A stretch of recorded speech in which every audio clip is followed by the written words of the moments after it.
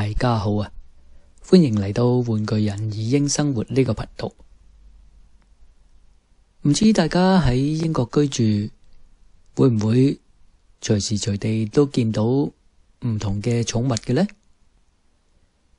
而喺我居住嘅附近，就經常有貓出沒噶啦。有時你會見到啲貓喺街度流連，又或者坐喺店鋪嘅門前，而有一啲就會喺街度悠然自得咁做佢喜歡嘅事。當然有一啲就會走嚟我屋企啦，好似呢一隻虎紋貓，佢就企喺我屋企個圍欄度啦。係啊，講緊你啊！我哋眼神接觸咗之後，佢可能意識到我影緊佢，都係走啦。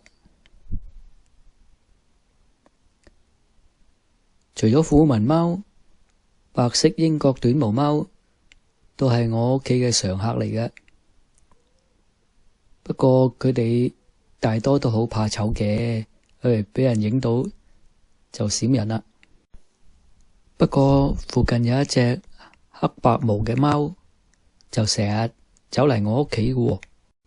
嗱，佢不單止喺我個圍欄上邊行嚟行去，有陣時又會喺我個 shed 上面居高臨下，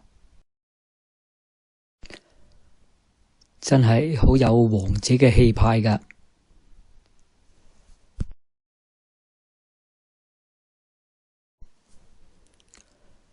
不過有陣時佢都會直接走落嚟我後花園嘅，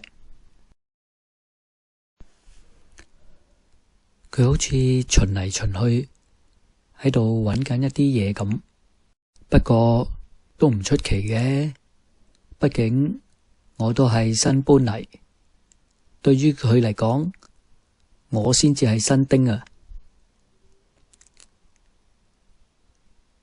或者呢一間屋對於佢嚟講都有唔少嘅記憶，都唔出奇。喺出邊巡咗一輪，佢索性走入我 shed。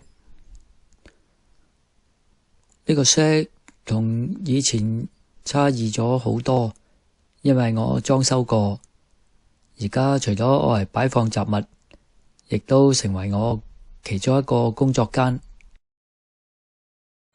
其實我個人都好鍾意小動物，貓當然我都鍾意啦。不過喺香港就無緣養啦。其實啲貓成日走嚟我屋企，為我嘅生活增添咗一啲樂趣，都真係幾盞鬼㗎。話就話啲貓細膽，但係只要一有機會，佢就會衝入嚟我屋企進行探索，porch 都唔放過嘅。不過佢可能發現冇乜嘢特別，都係走啦。有一次佢唔知點解喺門罅嗰度攝咗入嚟，直接去咗我飯廳。我話真係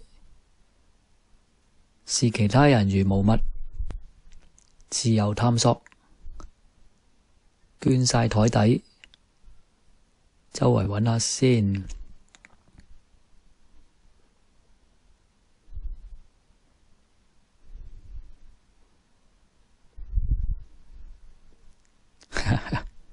真係好得意嘅。不過唔係所有嘅貓都咁大膽嘅，就好似呢隻黑貓，佢雖然嚟咗我前院，不過都只不過喺啲草地嗰度滑下啫。當佢發現我影緊佢嘅時候，佢都係即刻走人嘅。唔知大家有冇留意？啲貓其實唔係好怕凍嘅。早排落雪，我就發現雪地上邊好多貓腳印，不過我就無緣影到佢哋啦。好，今次就講到咁多。如果大家喜歡我嘅片，就請 subscribe、like、share 同埋畀啲 comment 我啊。下次見。